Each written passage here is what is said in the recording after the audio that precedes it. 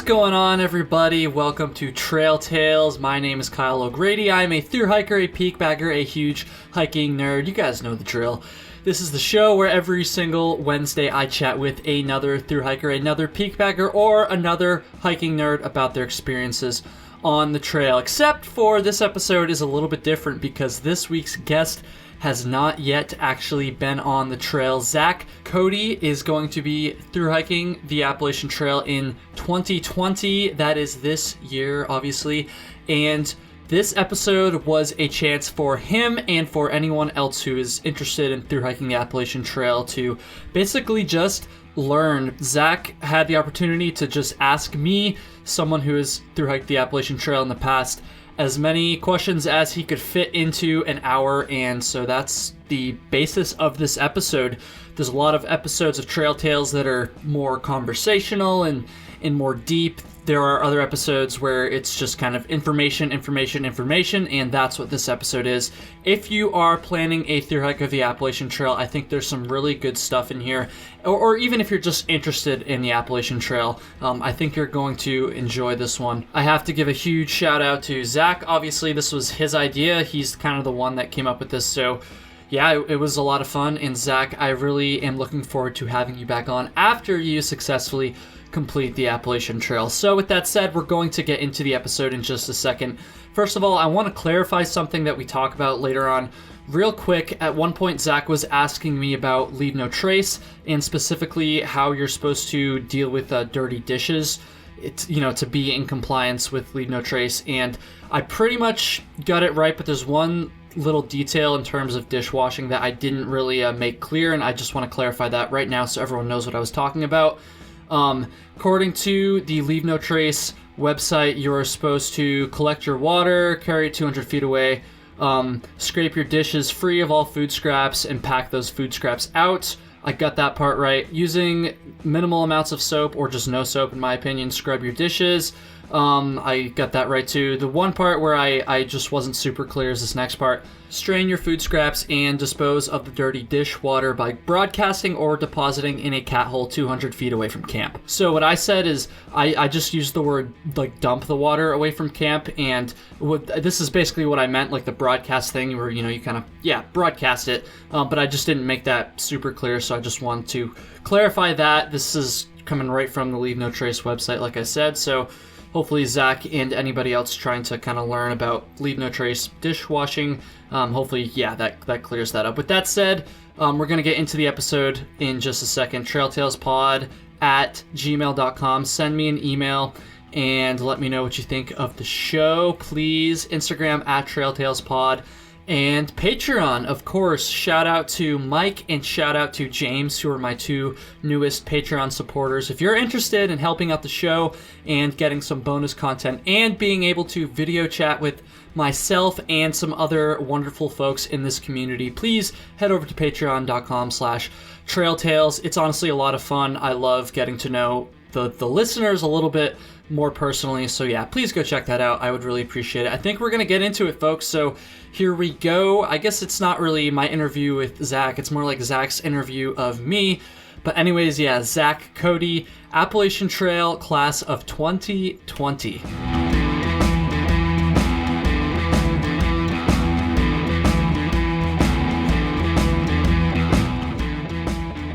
Awkward silence is up. What's up, Zach?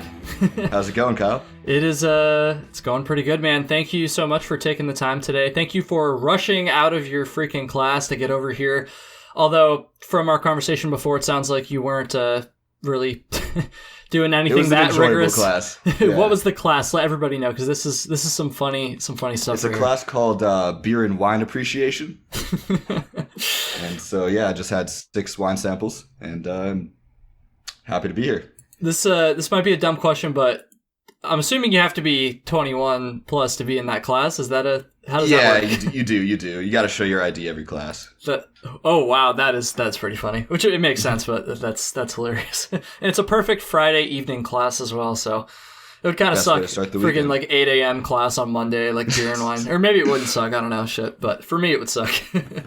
But dude, thank you so much for taking the time today. For everybody listening, this is going to be a bit of a different episode, but I'm really excited about it. So Zach is let me say that again. Zach has not done any through hike yet. He is not a terribly experienced backpacker. I think he's been out like once or twice, just a little bit, it sounds like. We're going to get to that in just a second, but he is going to be through hiking the AT this year. You know, I don't know when are you like heading off, Zach? When are you going to be like hitting the trail? Pretty late, right? Yeah, pretty late. I have to wait to graduate first because that's kind of important to me. Yeah, a little bit. So my graduation's May 10th, so I'm going to try to get out to Georgia as quick as possible, hopefully around the 15th. Yep, so that's like pretty much the same situation I was in when I thru hiked in 2018. But yeah, so Zach hasn't hiked yet, and because of that, he's not going to be the one doing the sharing, I guess, today. The plan, anyways, is to have him ask me questions. Everyone's probably rolling their eyes like, oh, this fucking asshole podcast host just wants to talk about himself. But no, I think this could be helpful because we're going to go over Zach's questions, you know, leading up to his thru hike. So if you are thinking about thru hiking in the future, this should be helpful. If you're not, hopefully it'll still be interesting. And, you know, most importantly, Zach, I hope, you know, I'm able to kind of help you a little bit, maybe, or at least, I don't even know. We'll see where it goes, but I'm excited either way. I do have kind of a sore throat, so hopefully, my voice doesn't give out by the end of this, but, yeah, I think it'll be fine. So to start off, dude, again, there we go. One more time. To start off, dude, why don't you just like kind of explain who you are? I know I kind of freaking like said you've hiked a little bit, but not like that much. So just say what your limited experience is, and yeah, just who you are and why you're through hiking. That's probably the most important question there as well. So yeah. Yeah. All right. Well, my backpacking experience, as you said, is not very extensive. The one backpacking trip I did do was an overnight on Mount Greylock in Massachusetts. That was something I did this past summer for the purpose of figuring out if I actually wanted to do the AT this summer. Because this past summer I just had the idea to hike the AT, and I was like, wait, but you haven't really done anything like that before. What if you get to Georgia and hate it? Yeah. So I kind of just makeshifted a pack together with what I had on hand and just took out there. It was a lot of fun. And nice, man. Went well because I'm following through. So. Yeah, well, and why did you get this idea in the first place? Like, actually, hold on, another step back further than that. How did you first just like find out about the Appalachian Trail? Yeah, so I knew this question was coming. I do ask a lot of people this one, so you've done your homework. I like it. Yeah, and I did not have an answer for it because it's one of those things where I've kind of just always known about it. I don't remember that first experience of me being like, oh, what's the AT? I'd say the first time I actually realized people did it, because for most of my life I had thought that it was one of this wild expedition, like Bear Grylls type shit that that no one actually did, like because I didn't have that understanding of what it was. It's fair, yeah, it's fair. And then last year, one of my friend's brothers came up to school to visit, who had just got off the AT, just finished, and I was talking to him about it, and I was like, wait, like, people do this. I didn't... The people who go down to Georgia and hike to Maine. Or, in his case, he started in Maine, but... Yeah, so after that, I kind of was in the back of my head for a little bit, forgot about it. And then this past summer, I was working an internship and realized that's what I would be doing for the rest of my life. Yeah. 40 hours a week at a desk and call it a quarter-life crisis, but the AT kind of circled back in the front of my head and thought about doing it. Yeah, man, and here we are. So I think that's really cool, and very similar to my story. I mean, I guess I had more of a history before my thru hike with backpacking and wanting to do it and all that stuff. But as far as like being in college, graduating, and then hitting the trail right after, that's like super similar to me. And then the work thing, I don't know. Are you going to be going back to that company after you're done your thru hike? They give you the time off and stuff? Yeah. At the end of the summer, my manager offered me a full-time job, and I said, can I have a few months off at the very beginning? So pretty much exact same thing for me, which is awesome. So yeah, hopefully this will be pretty helpful because there's not very many people that have that exact scenario play out, which I think, honestly, that's probably one of the reasons you kind of reached out to me, I'm assuming, too, is that it's so similar. So I guess with that said, dude, you're the interviewer now. Where do you want to start, right, dude? Hit me with the... All right, I got a lot of chicken scratch over here that looks like the workings of a madman, so let me try to... There's no rhyme or reason to the order of these questions that I wrote down, so I'm going to try to make it more logical when I can actually say them. Okay. It's easier said than done, but you sound like a smart guy. I think you got it.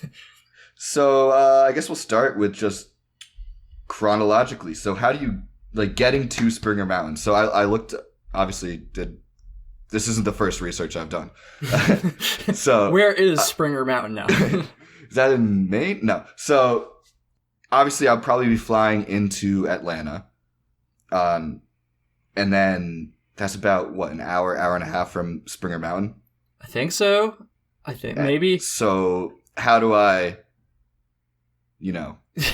how do I get to the trail? Right. So this is kind of a tough question for me just because I was very fortunate in that my parents just dropped me right off at the start. Like they drove down with me right from Potsdam. But oh, wow. So I probably am not the best person to answer this question, but I do know that there are shuttle services from Gainesville, Georgia, that will take you, from Gainesville to the state park, Amicalola Falls.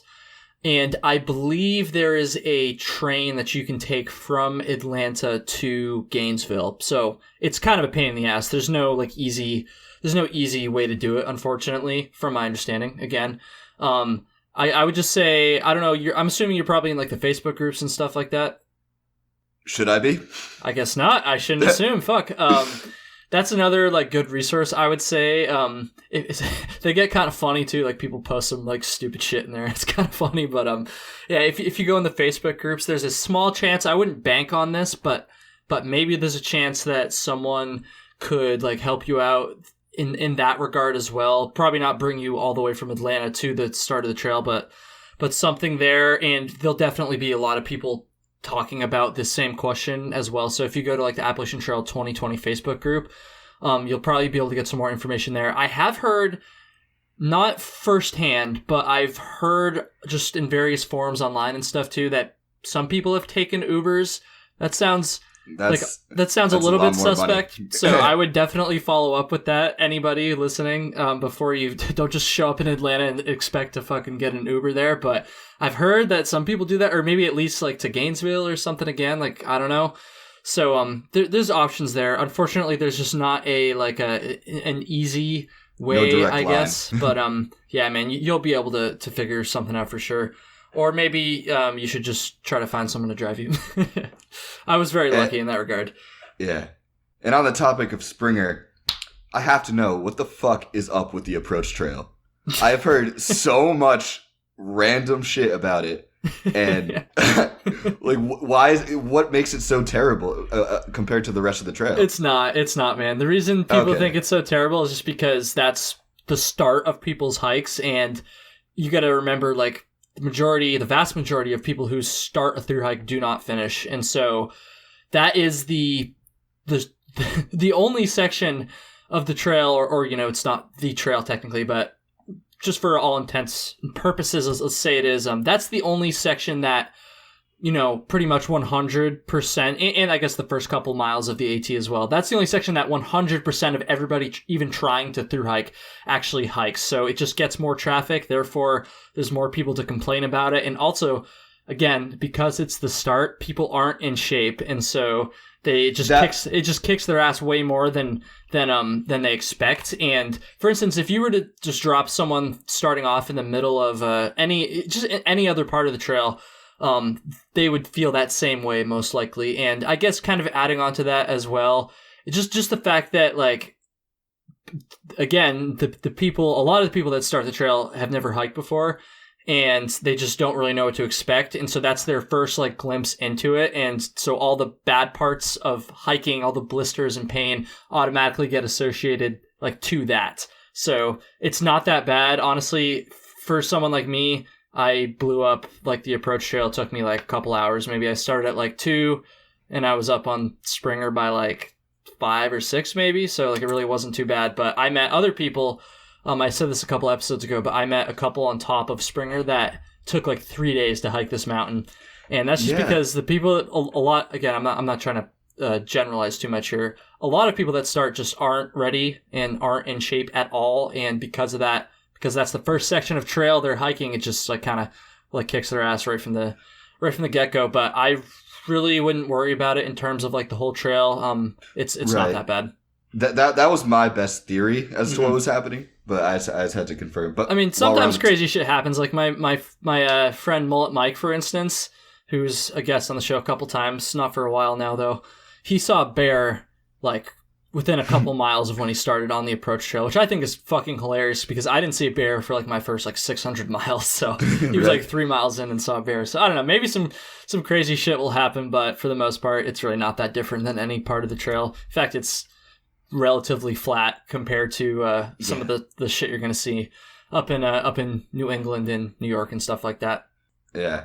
I just had to know. But while we're on the topic, while we're on the topic of people just being out of shape at the start, how would you, other than just getting out and hiking as much, like how did you physically prepare to start? Yeah, so I just want a disclaimer, I'm not like a trainer, so like you gotta like develop your own routine at the end of the day. So I'll just I mean your question was how did I? So for me, I was in decent shape before I even started training, and I started training.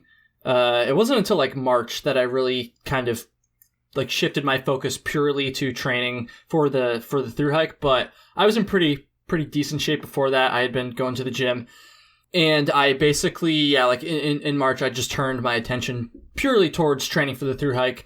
Which basically for me, it really wasn't shaking up my routine that much. All I did was, instead of doing upper body like 3 to 4 times a week and legs once a week, it was just, legs twice a week and added in like some running as well.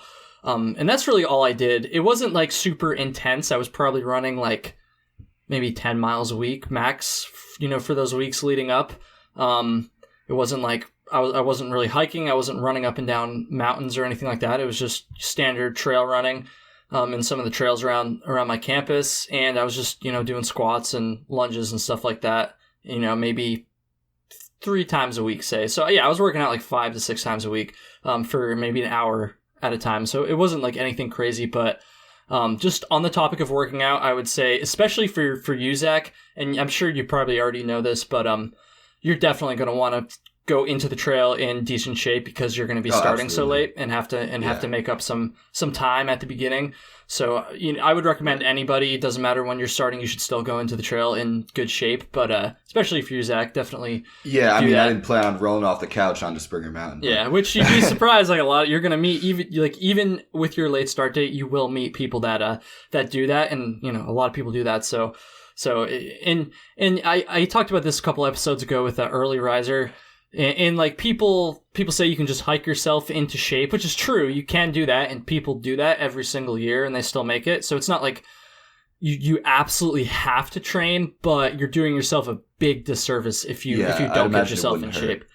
And then the last like important thing to say on this topic, I think, is just that I guess kind of playing devil's advocate a little bit, you have to also be careful not to overtrain, right? Because if you injure yourself before your thru hike, then you're kind of like, obviously, like, goes without saying, like, you're fucked. Like, you're basically just screwing yourself over. So I would say train, maybe err on the side of caution a little bit, but at the end of the day, you just kind of have to figure out what works for you. Hopefully you know already. If you don't, then maybe even, get a trainer or whatever if you're really taking it that seriously, and just research it and stuff. But yeah, there's definitely want to train, which sounds like you understand, which is good.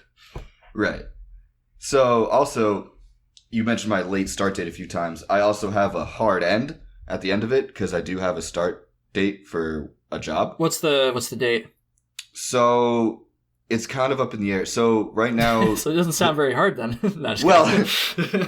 The start date is October 24th. Okay.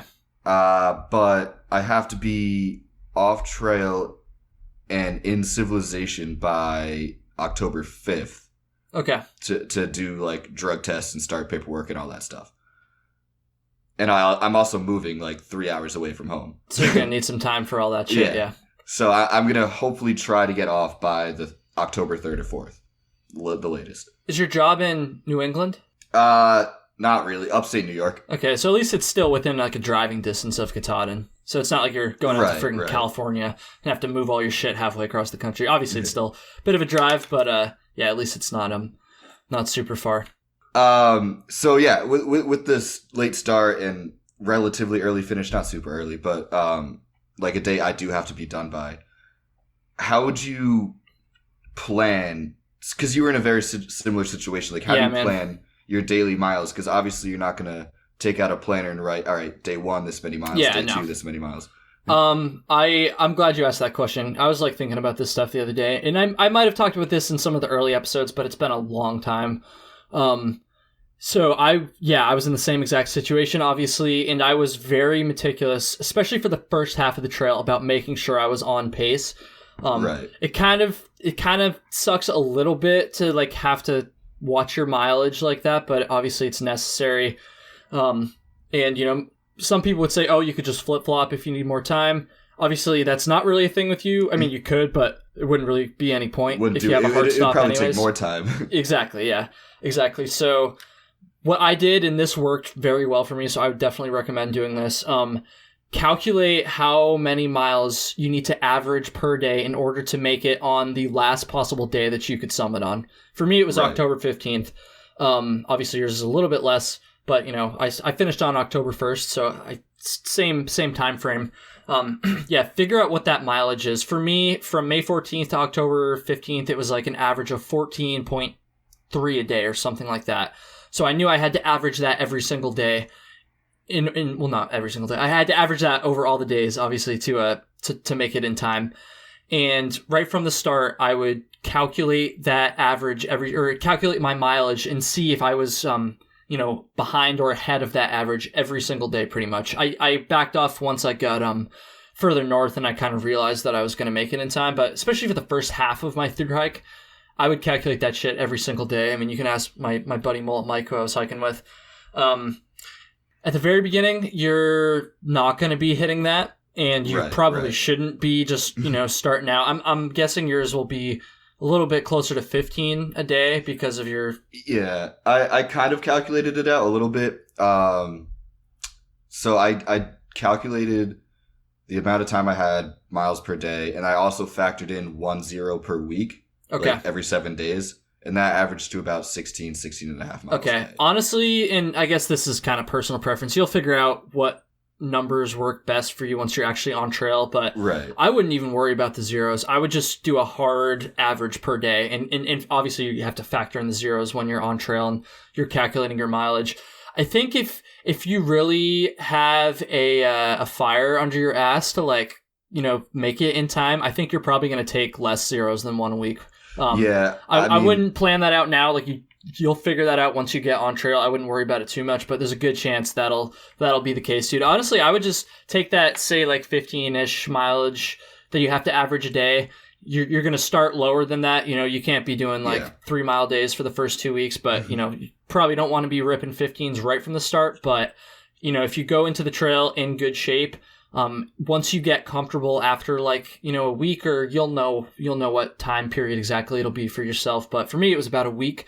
Then you can start to ramp up the mileage, and within a couple weeks, you will be over that mileage. And then obviously this probably goes without saying, but you don't want to just keep it at that average. You want to try to push it beyond the average a little bit more.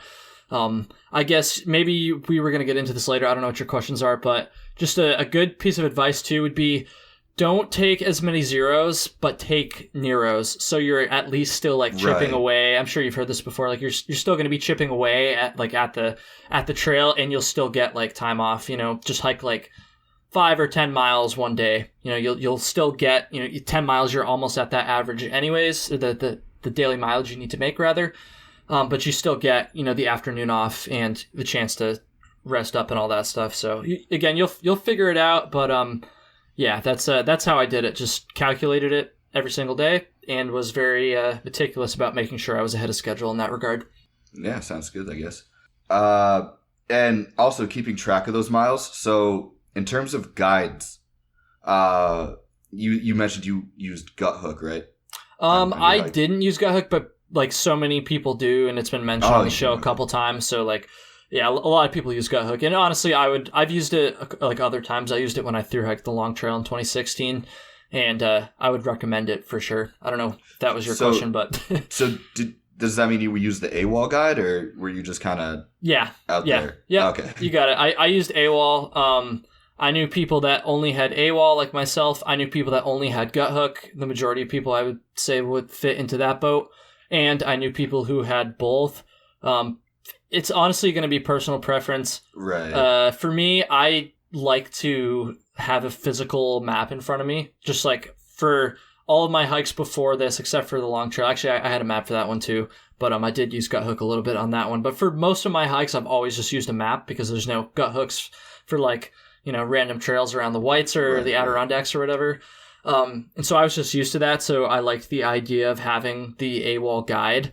But I don't know, maybe, I don't know if have you already purchased one or the other? Like I have not, because I'm the same way. I much prefer to have a physical copy, but I also feel like the Gut app would just be so convenient not to have. But if I did have it, I would be paranoid that, my phone's going to die. Like, what if my backup battery's not going to last? Like, yeah, that's another thing too. I will say that there's so many people on the actually, honestly, here's what I would do. I would start with AWOL, and I would maybe like split it up too. Like for me, I split my AWOL into quarters because I didn't want to carry the whole book the entire way. Right. And then, some people do that and then they rip the pages out. I kind of wanted to keep the book relatively intact so I could look at it afterwards and stuff. So I just split it into quarters and then just had my parents mail me the next section when I got close or whatever.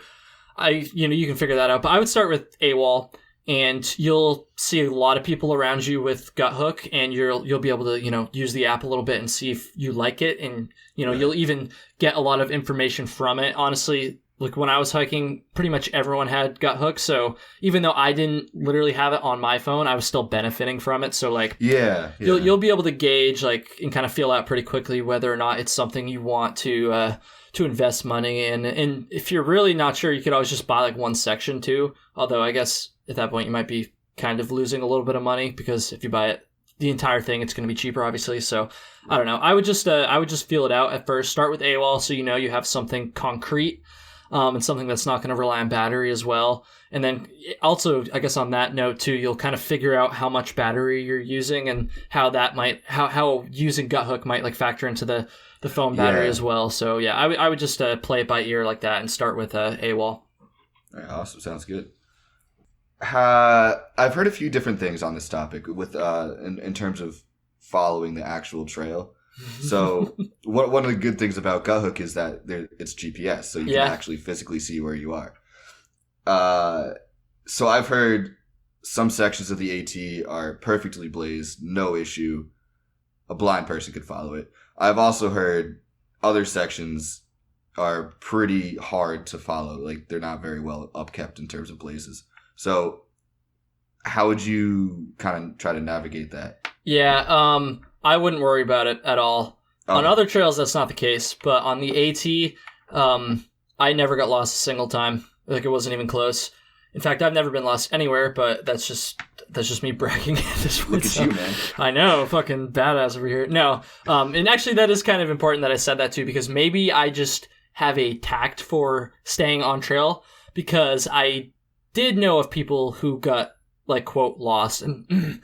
And obviously, you've heard horror stories and stuff before. Like, it does happen. I'm not saying it's never happened ever, but I don't really think it's much of a problem. I think when people get lost on the trail, most of the time, they're not actually lost. They just took a wrong turn, right? So they went off on a side trail, especially in places like the Whites. I can see people getting off trail in the Whites because there's a lot of like other intersections and the trail's not always marked as the AT. It's like super obviously. But I wouldn't worry about it too much. If you start getting lost, then maybe you get Gut because it is helpful in that regard. But like most of the time, dude, the AT is so heavily traveled that even if there's other trails like intersecting and stuff, most of the time you're gonna follow the path of least resistance.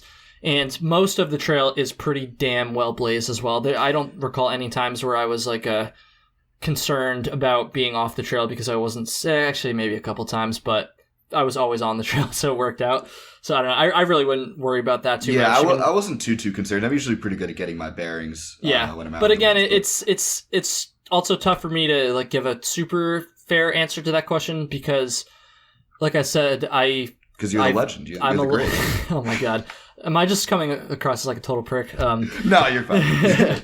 Like I was pretty experienced before my through hike, so I just knew like how to stay on trail pretty decently. Like I've said this before, like you just kind of, it's like an intuition after a while. Like you just kind of know, for the most part, how to stay on trail. So I don't know. Yeah, don't worry about it too much. Obviously, like do be mindful of it at first, but it's not much of an issue. I mean, there's a couple like bad scenarios you're going to hear about, but for the most part, those are like outliers. That's not the rule, not even close. So yeah, wouldn't really worry about it. That's good to hear. So yeah, also, I know this is more of an issue on the PCT. I don't think there's any areas of the AT that really require a permit. Am I right?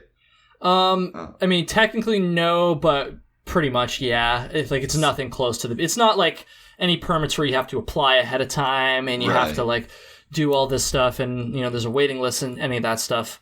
There's nothing like that. There's 2 spots on the trail where you do technically need permits, and those are going to be Smoky Mountain National Park and Shenandoah National Park, and I can kind of go through like how to navigate that. And there's a lot of information on this online, but honestly, I was a little bit unsure before I went for went on my through hike as well. So Smokies is the slightly more complicated one of the 2. So I guess I'll start with that. Basically, you're also going to have to hit it like pretty early on in your through hike, so I guess it's good to think about it beforehand. Basically, a couple days before you get there, you have to have your permit printed out. So you go online and you just go to the website. I think it was $20 when I through hiked in 2018. I don't know if the price has changed, but it was $20 and you get a permit for through hiking the Appalachian Trail like through there. Normally, the way the campsites work in the Smokies is you reserve each campsite you're going to be at for a specific night, and then you have a spot there. But for the Appalachian Trail, it's a little bit different, obviously, because through hiking is a different beast. And so you get a permit that allows you to camp in the park for like 8 nights or something like. I don't remember the exact number, but more than enough time, then you'll need to get through there. And so you just get one of those. You get it online, like I said. You print it out. You pay the $20 or whatever. And then you need to have that on you, obviously, while you're hiking through there. I think one time I had a ranger check my permit. It wasn't like a big deal or anything. It's just kind of a casual thing. But they will definitely give you a fine if you don't follow the rules there. So you do that ahead of time. As far as where you can print it out, there's a couple different places. I did mine at the NOC. That's a pretty popular one. There's an outfitter there that lets you print the permits out. There's also some hostels before that. Maybe in Franklin, North Carolina, you can probably print it out. You'll figure that out. It's, just talk to other hikers and stuff. You'll be able to make it happen, but it's pretty easy once you just do that. And then Shenandoah, that is like super easy. Like you literally don't have to put any thought into that. There's just a kiosk at the entrance that just has like some paper, and you just like fill out your permit there, like right on the trail, and then you just take it with you. You don't have to pay or anything for that one. So easy enough. Yeah, that one's super easy. Not too bad. Nothing like the PCT, obviously, and yeah. So hopefully that helps. Yeah. And what about specific requirements for different state parks? For example, like I know the Adirondack the Adirondack Park recently are requiring bear canisters. Yeah, there's just one part of the Adirondacks, the High Peaks region, where you're required to have a bear canister. As far as requirements like that, let's see, off the top of my head, I know there's a 5-mile stretch in Georgia, like right at the beginning of Georgia, I think right south of Blood Mountain, where if you camp in that 5-mile stretch, you have to have a bear canister. If you just hike through it, you don't have to have one. So if that's what 99.9% of through hikers do, you just hike through that. You just got to plan it. So for instance, actually on my through hike, the way our mileage was going to work out is it was going to put us in that stretch when we wanted to camp. So we just called it early. We camped right before the border there, and then we just hiked through it the next morning. Other requirements, That's the only bear canister requirement, I think. I know I feel like you're going to have to do some more research on this. Right. In my year, that was the only requirement. I feel like there's been a problem at like the Mount Rogers area in Virginia, and there might be something there now. I can't remember exactly. So everybody listening to, like, do your own research there. I don't want to speak to that, but I would look into that. And then the only other like hard requirements I can think of, besides the obvious like leave no trace stuff and don't be a dick and stuff. This again, going back to the Smokies, you have to. It's okay. So it's weird because of the reservation system there. Like I said, people can like reserve spots in the shelters. So if you show up to a shelter in the Smokies and it's full, then you're allowed to camp outside the shelter. But if it's not full, then you have to stay in the shelter, which is really bizarre. I don't know why they do that. I guess it's probably some leave no trace stuff or something. I don't really know, but that is a rule there. So if you show up and it's not full yet, you have to stay in the shelter. If you show up, it's not full, you get into the shelter, and then more people that had reservations show up, then they are entitled to that spot over you. So this doesn't happen very often, but it does happen sometimes, and legally this is what you have to do. If that's the case, you have to leave the shelter and let that person like take your spot, basically, which is, it's bizarre. I think it's a stupid system. I think most people would agree with that for the most part, at least most thru-hikers anyways, but that's the way it is, and obviously you got to follow the law. So just know that, I guess, if you get to a shelter in the Smokies and it's like almost full, then you might want to just maybe wait to set up your stuff a little bit so you don't have to, repack everything and move out of the shelter. Which, yeah, that one's not super fun, but it's just kind of the way it is. The shelters are kind of cool, at least. They're like stone and a little bit different than the rest of them, so you got that going for you. Or maybe it'll be fucking pouring rain the whole time like it was when I went through, so I probably would have stayed in the shelters anyway, but I don't know. That's like all the hard... I guess, well, Baxter State Park, too, has like some regulations, like obviously, like, you got to be careful about where you camp there. You have to stay at like the designated campsites and stuff, and you have to pay. But I wouldn't really worry about that too much. You'll figure all that out. That's going to be in the AWOL guide, and there's plenty of information on that, when you make it that far. So I wouldn't really worry about the Baxter regulations too much for now. I would just worry about making it to Baxter. Oh yeah, hopefully that is an issue I do have to deal with. It's a good issue. But yeah, on that topic, as someone who's never really backcountry camped before, how would you know where's okay and not okay to set up a site? I mean, I'm not asking for like, make sure there's flat ground. Yeah. As far as like the laws and stuff go? Yeah, how do I have to be a certain distance off trail? Is there certain areas where I shouldn't camp? That kind of thing. Yeah, so it's super vague. I hate to say it. There are certain areas that have very strict camping requirements, like the Smokies, for instance. And then there are areas that have technically you're supposed to, to be legally compliant, you have to be X amount of feet away from the trail and X amount of feet away from the water sources and all this stuff. And there's a lot of areas that is the case that nobody follows. I'm not going to sit here and tell you to break the law. I'm just going to but that is the truth, and most people know that's the truth. So yeah, you should be usually 50 to 100 feet. Some places it's 200. It varies so much that I don't want to give an exact number for the entire trail. You really do have to kind of look it up yourself. But just to, at risk of I don't want to piss anybody off, and I'm really not trying to, tell people to not follow the rules, but the obvious truth of the AT is that there are tons of what are called stealth sites that are right along the trail most of the time that are not official marked, maybe not always legal technically campsites, but campsites that a lot of people use, and almost everybody wouldn't really bat an eye at you using. They're always areas that are high impact, so there's always obvious signs of people that have camped there before. Again, I'm kind of treading lightly here because a number of these spots, again, are not like technically legal, but you're not going to get in any trouble. You know, Right, some yeah. people might say you're not supposed to camp there, and I think there's a fair argument to be made there. Personally, I would rather have somebody camp at an area that's already impacted, an area that's already kind of been cleared out, and is almost like a designated campsite that's not designated, than have someone like trample off trail and go set up a campsite that in an area that's never been impacted before. And you know, I that's my personal opinion. Again, you can argue fairly the other way around, but yeah, I would just say, you know, obviously, I'm sure you've read about Leave No Trace already. Brush up on that, and Right. you know, maybe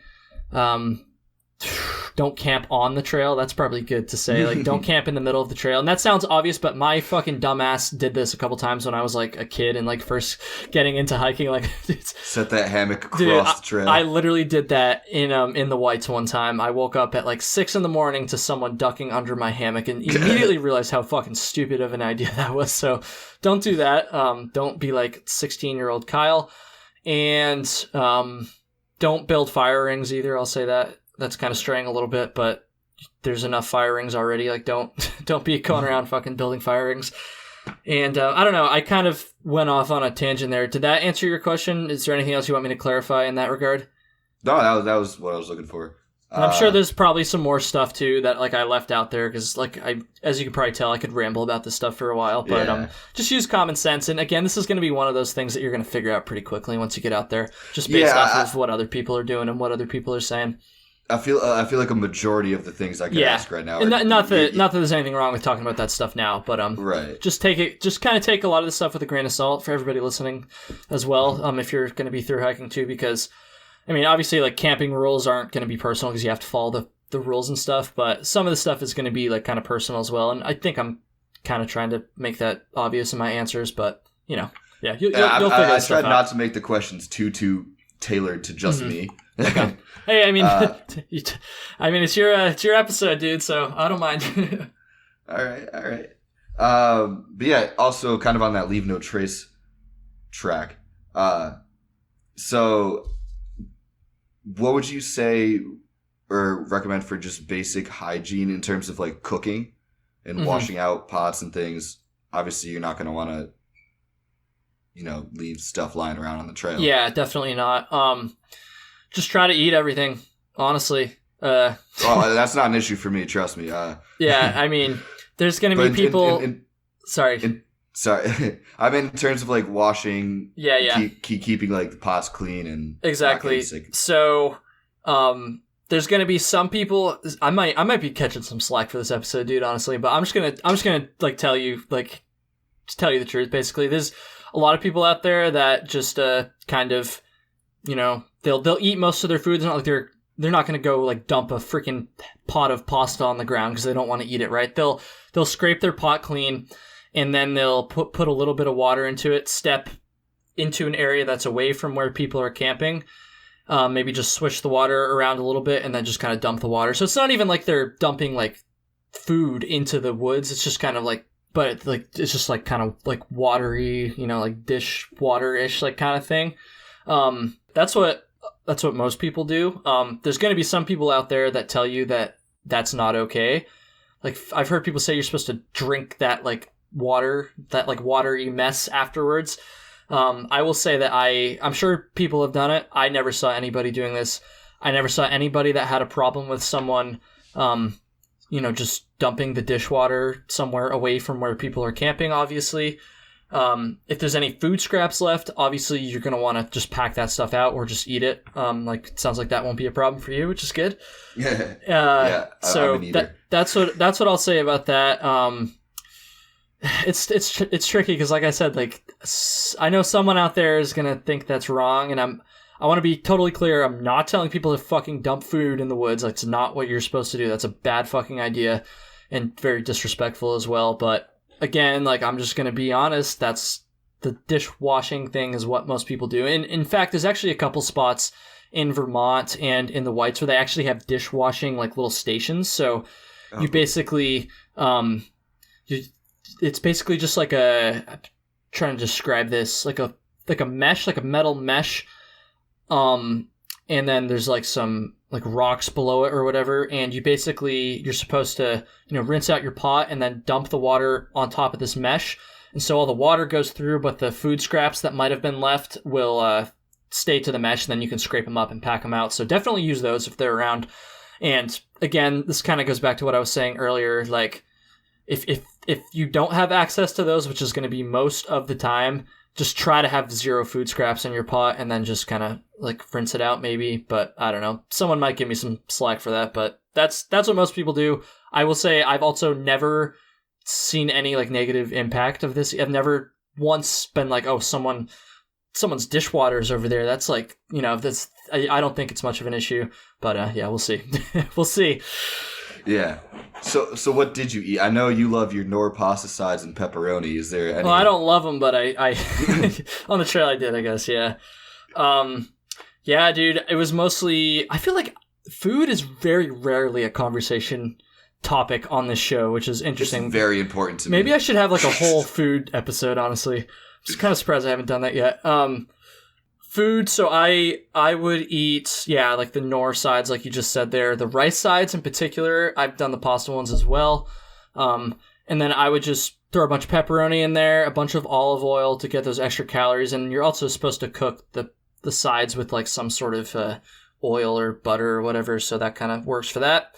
And then just load that shit up with hot sauce as well. And I would just wrap that up in a burrito and just house that shit. And then just... a lot of junk food for lunch. Dude, I've been eating like pretty healthy lately, and this kills me to say, but literally potato chips and cookies were a staple. Protein bars, which I guess aren't terrible if you get the ones that aren't loaded with sugar, but I was getting the ones loaded with sugar. Just calories, dude. Freaking calories. I keep saying this, but you'll figure out. Honestly, I feel like most people when they first start, they do not get the food right, so...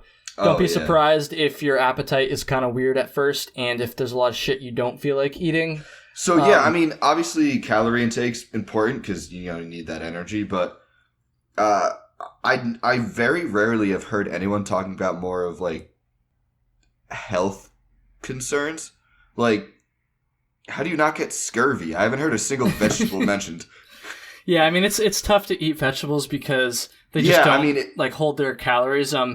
I mean, I'm not a doctor. I don't know a lot about nutrition. I'm gonna admit that, but I don't think a couple months of eating like that is going to like kill you. I will say that you can definitely still eat vegetables pretty regularly. It's just gonna have to be in town. So if you make that a priority, like for instance, I would always eat those like fruit cups at grocery stores, those like pre-cut like fruit cup things, because those are just really convenient and easy. So like you can still get vegetables, it's just not going to be every single day. You're just going to have to it's not exactly the easiest thing to carry out. Exactly. And some people do, like some people do. It's not like it's impossible to do that, but just like especially in the context of a thru hike, like it's just calories per weight, like it's just not worth it, I guess. So that's why most people don't do it, Makes sense. Yeah, I just had to ask. And then actually another thing about that too, you can also just like pack out shit for like the first day sometimes. Like sometimes people would just pack out like a banana or something like that, like an apple. So it's not like they're carrying it for very long, but they can still get like a little bit of a, healthy food on the trail. So I don't know, there's ways to make it work, but if you eat like a lot of vegetables and fruit now, that's definitely going to be an adjustment. I was not like that before my thru hike. I am like that now, so that's kind of something that I've been dreading the next time I get out there. But yeah, it's just the way it is, unfortunately. Yeah. I mean, I kind of got that feeling, but didn't know if you had any magical. I wish, dude. If you ever find something out, let me know. Yeah, I was thinking about maybe like powders or something to put into water to get those vitamins, but I don't really... On the topic of, like, nutrition as well, I guess I should probably mention, like, multivitamins. You can take those, obviously, different supplements and all that stuff, and, I mean, that's pretty obvious. Like, of course you can do that, so that's something to consider as well. I took, like, what are the normal, just, like, men's, like, daily, whatever, supplements, and then I also took a probiotic as well, and that was nice. So, yeah, there's things you can do as far as like the supplements go and stuff too. Because I know I'm concerned about like keeping my energy up on a daily basis, and I think at least for me personally, like just consuming enough calories is critical in that regard. I don't know, Zach, if you've listened to my episode with Mullet Mike, his number 4 is like way the fuck back.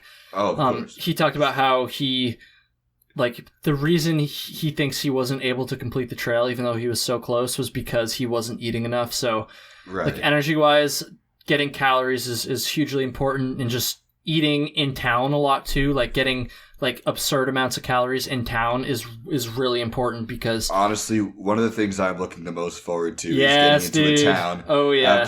After a couple long days and having a fat burger. Dude, that's one of my favorite parts about backpacking, honestly. It's just pigging the fuck out. For sure. So it sounds like that won't be much of an issue with you, but it is with some people. Some people don't feel comfortable eating that much, and it's, at least for me, it was tough to pack out enough calories to sustain myself, once I was like in the thick of it, at least. So making up for those calories in town was absolutely critical, for sure. I am not a thin guy. that is I require. I wouldn't say require. I prefer to intake a lot of food. Yeah. Calories per ounce, man. That's my advice. Look for foods that are wicked calorie dense, nuts and potato chips and olive oil, things like that, where you're going to get way more calories, like, per ounce basically. So, you're going to have more food that way. So junk food, unfortunately, like helps in that regard. So you just kind of have to try to balance it, I guess. Peanut butter, too. Peanut butter and Nutella with a spoon. Oh, I'm bringing my jar of peanut butter, you best believe. All right, trying to, I guess, switch gears a little bit here. So obviously, we mentioned this before. We were in a very similar situation in kind of starting, in terms of late start, after graduation, that kind of thing. Mm-hmm. So, is there any particular challenges that I might have to adjust differently for starting alone and so late in the season? Besides the obvious, like, having to hike faster, there's not a ton. You're not going to see very many thru-hikers at the beginning. You'll see a couple per day, but you will catch up to people. Like, assuming you're hitting the mileage you need to, you will catch up to people, and you'll kind of start to pass people too. Like, once I got to like southern central Virginia, I started catching and passing people that had started like weeks and sometimes even like a month or two ahead of me. Like I was catching people that had started a long time ahead of me. And I would just say at the very beginning, you're going to be around a lot of section hikers too. So you're not going to be alone. There's still going to be a lot of people on the trail. It's just most of them won't be thru-hikers. And excuse me. I'm trying to think what else. Other than that, like, it's not going to change too much. You'll be hitting some cold weather at the end, but dude, you're from the Northeast, so you're going to have no problem with that. You know what it's like in early October up here. So I would prefer early October. Yeah. In England, honestly, than midsummer. South. Oh, that's true. Actually, I'm glad you mentioned that. So that was like the fucking story of my thru hike. Honestly, I can't believe I didn't mention that. Heat, you're gonna deal with heat, and humidity too is the worst part. I mean, I can deal with heat, but humidity is not something I enjoy. It's tough. It really is tough. It's obviously it's gonna vary. For me, I didn't get hit with it until like a month into my thru hike, and then I had it for all the way up until even parts of New Hampshire. I was still getting like some bad days, but it's gonna vary. Obviously, it depends on the summer. I'll just say that I guess everybody's going to still get that to some degree. You're just going to get it more because you're going to be down south while it's summer, basically. Just make sure you're freaking hydrated. Like the Propel packets, like those Gatorade packets, were like a fucking those were my savior. I swear to God, like I drank so many of those things to keep those electrolytes up. If it's hydrate or dihydrate, that's what I always say. Yeah, dude, for real. And obviously that's going to be important. Doesn't matter what time of year it is, but especially like when the humidity's bad. And I'll say chafing is going to be an issue as well. And again, these aren't exclusive to someone who starts late, but they're just going to be a little bit magnified for you. I already got that little mini body glide thing. Yeah. And honestly, like I never found a like foolproof way to keep the chafing away. I hate to say it. It's tough because I tried the moleskin and it would just slide off my body. I also sweat a shit ton too. I sweat way more than the average person. So like the Body Glide kind of worked for me, but I would have to reapply it like super frequently. I'll say I think probably the best way to mitigate the chafing is to try to keep your clothing as like not like clean as in like free of like germs and stuff, but just free of like the salt and stuff in your sweat, because that's what causes the chafing, obviously, when the material gets really like coarse or whatever. So usually I would start, like, say I left town, I would be fine even if I was sweating a ton until like the first say like the third time my shorts got like soaked from sweat and then dried up. So like if you can maybe try to like rinse them off in a stream or something, or maybe not in the stream, but try to keep them free from the salt and stuff, which is almost impossible, but that might help. I wish I had like a solid piece of advice there. You're just gonna have to improvise, man. It really sucks. It actually also depends on the shorts too that you're wearing. Like maybe I don't know. I had like just like a pair of running shorts with a liner in them for most of my thru hike, and sometimes I feel like if I had like some actual underwear, that might have helped too. But I don't know. It's hard to avoid the chafing. Like everybody gets it at some point. Yeah. It sucks. It really sucks. But that kind of segues well into what I was going to bring up next in terms of clothes.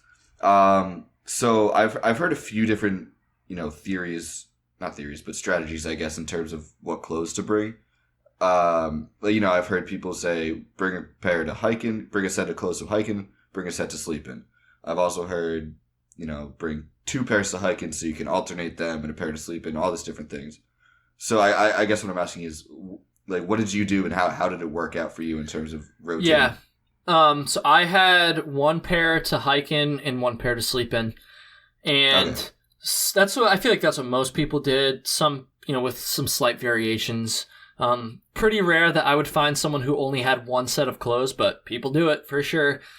So again, like you'll figure out what works for you, but I like to do that because, again, going back to the sweat thing, I sweat a shit ton, so I did not want to be lounging around in my dirty hiking clothes.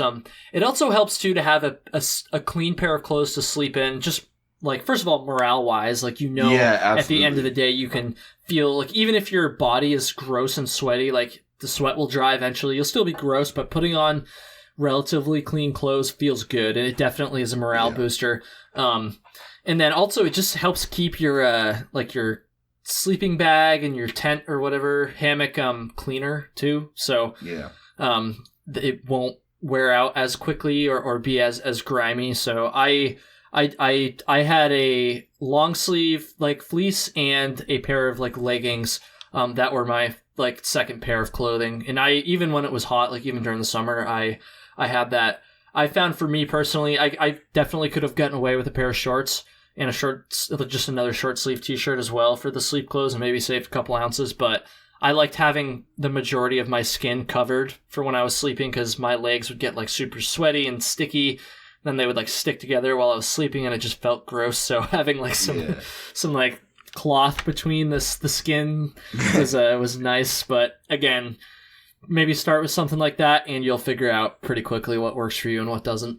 So yeah, we were just talking about sleeping, and so I was wondering kind of what kind of temperature quilt should I get? Because I sleep very, very warm, so I'm worried that if I get too warm of a bag that I won't use it, and then I'll get too cold during the night. That kind of thing. So I would say it's going to depend on what you already have or don't have and what your budget is. In a perfect world, if you have a large budget, what I would do is get a summer bag and another bag or quilt for the fall. So maybe start with like a 40 degree, maybe you could even go higher than that, but that's what I would do anyways, is like a 40 degree for the summer. Maybe start out with a colder one just until you get through the Smokies, just to be safe. You'd probably be fine, but just to be safe. and then maybe start out with a 30, and then swap the 30 for like a 40 or 45 after the Smokies up until you get to like Vermont or even New Hampshire, and then get the cold bag again. But I would say, like, especially if you're a warm sleeper, like for most of the trail, like a 40 or 45 should be okay. And if you find that is slightly too cold but not cold enough to warrant the 30-degree bag, you can also just get like a sleeping bag liner, or honestly just buy like a thicker fleece or something like that too, like wear your clothes while you sleep. So what I currently kind of planned on doing, and I wasn't sure how well this would work, was I was looking at, I don't know if it was you or another YouTube channel that I was watching that recommended Zen Bivy quilts. Not me. I don't even. I've never even heard. So somewhere I was researching said Zen Bivy was a good brand. Zen Bivy. Zen Bivy, yeah, because they seem relatively affordable and high quality. Mm-hmm. So I guess my plan was, I was looking at their 40-degree quilt and then getting a liner to kind of add to it. Yeah, that's not a bad idea. Colder nights. Yeah, honestly, I think that would work. And then when you get up north, if you do need more, which you might not, honestly, might be fine. If you do, then you can always just get like another jacket or something like that. Yeah, I would rather put more clothes on, honestly. Yeah, and that way you'll probably save some money too. So that honestly, dude, that sounds like a pretty solid plan. I would go with that for sure. And then honestly, you might even be able to get rid of the liner. Start with it for sure, and you'll realize that pretty quickly. Whether or not you actually need it at the start. I mean, I was honestly kind of thinking of just using the liner on some of those warmer nights. Yeah, that's true too, man, for sure. Do you have a tent or a hammock? So I'm 10. I got a one-person tent. Okay, so that should work just fine for a tent system. Yeah, awesome. Other gear questions, I guess. Is there any particular piece of gear that you deem necessary that a beginner like me would not necessarily think of right away? Ooh, that's a good question. Oh man, necessary. Oh, dude, you got me. You stumped me, dude. I don't even know. Like, I've had the same gear for so fucking long now that that might be a little unfair just because you have no, it's not unfair. It's a good question. I'm just trying to think. Necessary. Well, maybe not absolutely essential. I mean, obviously also, you need. Yeah. But I know what you're saying. It's also tough because I feel like most of the time the beginners are taking stuff that's not necessary, like too much stuff, rather than the other way around. I'm the opposite. Like, I'm not going to bring it unless I know I'm going to need it. Use it. Which is good. Dude, I can't even think. I'm sure somebody out there listening can think of some things. So definitely reach out to me and Zach. We're gonna get to his contact info in just a second and let us know. But dude, I can't even think of anything. You got me. You stumped me. Fuck. Good. Well done. Anything, man, I don't know, the clothing thing we just went over is kind of a thing, I guess. Maybe people wouldn't think to bring some extra clothes, but again, I feel like it'd be the opposite. I feel like most people would bring too much for clothing, so I don't know, man. I think again, it's more people bringing too much shit rather than not bringing the essentials, Yeah. I mean, I have I'd say probably 75% of my gear total right now. Mm-hmm. And it's looking like I'm going to get, so I got a 46 liter pack, and it looks like I'm going to be keeping my base weight under 20 pounds, which I don't know. I'm pretty proud of that for never doing this before. Have you actually weighed everything out yet? Kind of makeshiftly. I know what my tent and sleeping pad were. But I didn't have them with me when I was weighing them, so I literally threw an 8-pound dumbbell in the bag and kind of did some of the math out that way. So it's not exact, but it was still, with the extra weight, it was still about 16 pounds. Okay. That's not terrible. Most people around you are going to have more than that. I think you'll be able to get it down once you start to. I think you're going to probably, we don't have to go through every single fucking item in your pack right now, but honestly, dude, if you want to send me your gear list at some point too, I can look over it a little bit. But I think you'll be just fine. I think Yeah, you'll probably... I wasn't too concerned about weight either, because as I kind of mentioned before, I'm not small. So yeah. I know I'm going to lose quite a bit of weight on the trail. So kind of like net weight, I have a little more wiggle room in terms of what I can bring in my pack. Yeah. I would definitely still try to get that down a little bit. Okay. But it sounds like you're on the right track. So I feel like if especially if it's only a 46-liter pack, it's kind of hard to fit a lot of shit into a 46-liter pack. So I think that was kind of my goal. I think no, that's good. That's really smart. Honestly, I would recommend that to any beginner is get maybe a slightly smaller pack than you think you need. So I think you're on the right track there for sure. And like I said, if you can cut down a couple more pounds, I would definitely try to as well. My base weight was like 12 or 13. And there's even there's a big difference between 12 pounds and 16 pounds. Like it might not seem like it, but there is like literally every pound that you can cut.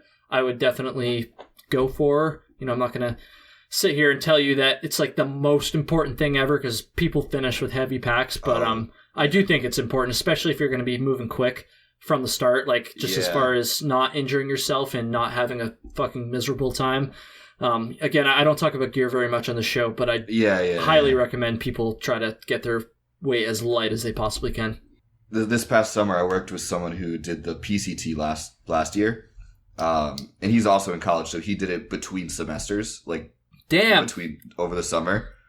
Granted, it was when the wildfires were hitting, so he had to skip a few sections, but he still did the entire thing in the summer. And he was big into the ultralight. I think it said his base weight was 7 pounds. Yeah, it's pretty good. Yeah, you can really get it down there. I'm not quite that low yet, but I'm hoping to cut some more time. Jesus Christ, cut some more weight. So yeah, it's a never ending quest. Unless you're Dan Becker, then you try to add weight sometimes so you can make videos about it. But I digress. All right, yeah. So that was my gear questions. I mean, I could keep going. I don't know. You said I think we got time for like one more. You can do one more. Okay. And dude, like if you have more questions beyond like just what we get to now, like I'm like happy to talk again sometime off record as well. Like like I love to help people out with this stuff. So ask your last question, but it doesn't have to be like the last question. I'm always down to help out. All right. So I'll make sure it's a good one then. Because I know you like talking about this stuff. I mean, I do listen to your podcast. So, as I mentioned, like I am starting alone. I'm going from living in a college house with 4 or 5 other people rather, to going alone. Kind of more the mental aspect of hiking it all. How do you avoid the daily routine from feeling like monotonous or repetitive, and just how do you like motivate yourself to get going every morning? Yeah. To do the same thing you did yesterday and 2 weeks before and a month before. Yeah, man. It's all going to come down to why you're hiking. So it's highly personal. For me, it was just like a fucking burning desire to hike the whole trail. That was enough for me to just be willing to put up with things. Obviously everyone's reason is going to be different. If you're just out there to like have an adventure and like, I want to, find myself or whatever. And there's nothing wrong with being in that boat. But if that's the boat you're in, I'm not saying you specific, Zach, but just in general. Right. Yeah, no, I get you. You're going to have a lot harder of a time finding that motivation once the honeymoon phase wears off, basically. Right. Yeah. So if you know why you're out there and you are determined to make it the entire way, like, that is a specific goal of yours, not just like, I want to hike the Appalachian Trail. If you really put some thought into that, then that will be motivation for you. Cool. And like I said, if you're just out there to have a good time and see some cool views, then maybe you'll make it. A lot of people do that. Like that's fine for a lot of people, but not for the majority of people, from my experience. So know why you're out there. And then as far as breaking up like the routine and stuff. Just, like, try to not take it super seriously all the time. This is pretty easy, honestly, because thru-hikers are goofy-ass people for the most part. I'm not a serious person. Which is good, You'll find a group of people you like hiking with. you'll lean on each other quite a bit just for entertainment and for motivation as well. And just like be creative. Try to just like just don't take it that seriously. You know, understand how lucky you are to be out there. This is especially at the beginning of my thru hike. I was like really big on this. I really wanted to keep reminding myself how lucky I was to be doing that, and that's another good little tip as well. But know while you're hiking. I think that's the biggest piece of advice I can give there. And honestly, just based off of this conversation, you're asking the right questions. I think you're gonna do pretty well, man. You never know, but it sounds like your head's in the right place. And I gotta say as well, just from my experience, I think starting late, though you're at the disadvantage in that you have to hike a little bit faster than the average person does, kind of racing against the clock almost does give you a little bit of extra motivation. Yeah, I guess those juices flowing. Yeah, man, because it's like if you're not racing against the clock as much, you know, this is not. I'm not trying to generalize too much, but a lot of people that I was passing, you know, once I caught up to the quote bubble or whatever, the end of it, anyways.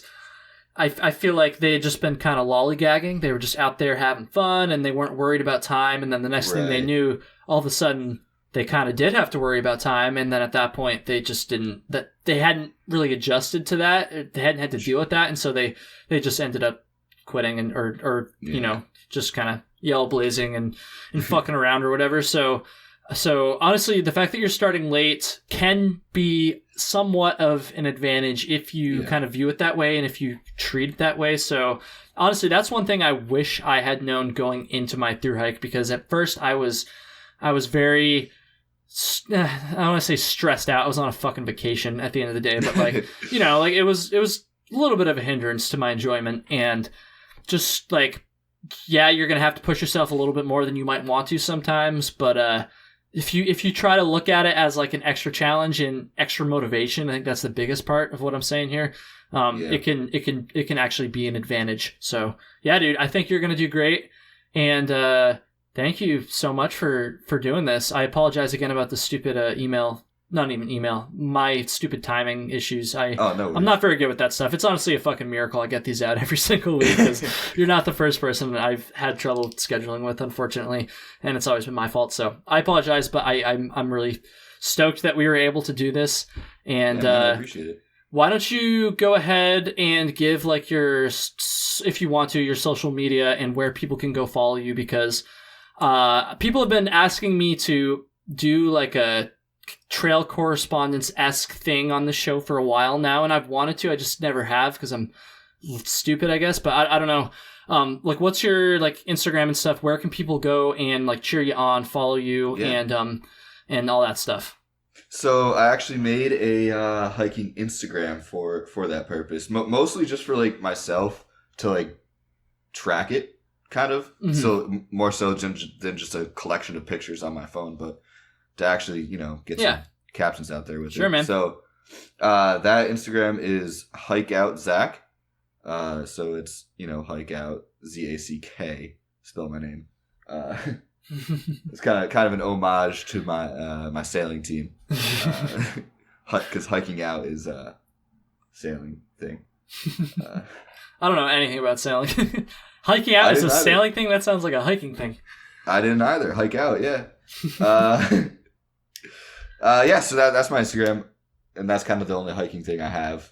But yeah. Cool, man. I will have a link to that in the show notes. I need you to promise me one more thing before we go here, dude. Yeah. I need you to promise me that whatever happens, you will come back on the show afterwards. Hopefully, for sure. In triumph, maybe in defeat. Wow, that sounds so much more dramatic than it actually will be. But I would love to talk again, and I know people are going to want to hear from you again, just and kind of see how you did. And honestly, if you don't make it to, now I can shoulder some of the blame, because like, oh, that fucking Kyle guy didn't give him good enough advice. He said it was okay if I didn't. You like freeze to death because I told you to bring like a fucking 40-degree sleeping bag or something. Yeah, well, I know me. I'm way too stubborn to not finish it, like barring like a serious injury. Like unless like I get really sick or really injured, I really don't see myself choosing to step off. That's good. So, That's good, man. That's the same attitude I had going into it, so I think you're going to do just fine. And also let me know once you get up to Vermont as well, and I'll come give some trail magic and help you out there. I think that's going to do it. Thanks for listening, everybody. Hopefully my throat voice thing wasn't too distracting. And thank you again, Zach. Have a good one, everybody.